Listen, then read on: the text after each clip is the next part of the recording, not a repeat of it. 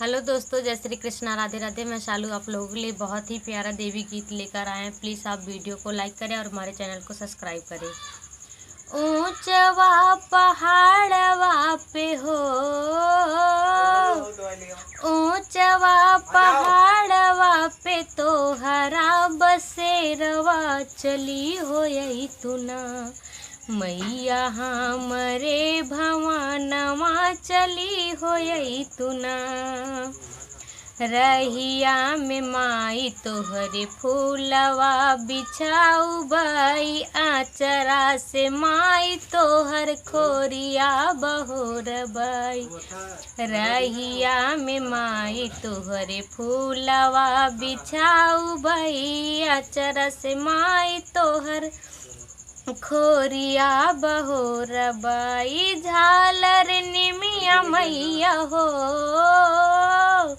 झालर निमिया मैया आंगना लगाऊ बई, चली हो यही तुना मैया हमरे भवानवा चली हो यही तुना। शेरवा सवरिया कई के हमारी नगरिया चली हो यही तुना मैया हमरे भवानवा चली हो यही तुना।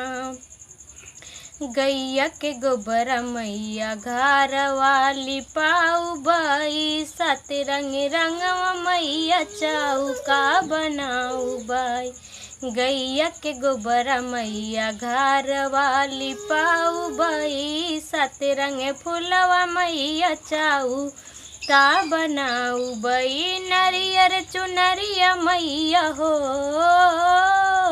नरियर चुनरिया मैया तोहा के चढ़ाऊ बई, चली हो यही तुना मैया हमरे भवानवा चली हो यही तुना।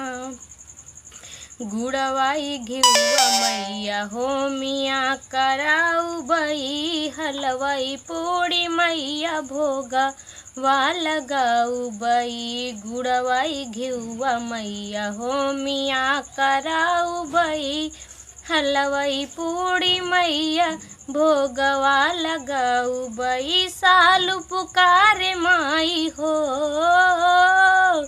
सालू पुकारे माई खोल तो नया नवा चली हो यही तुना मैया हमरे भवानवा चली हो यही तुना।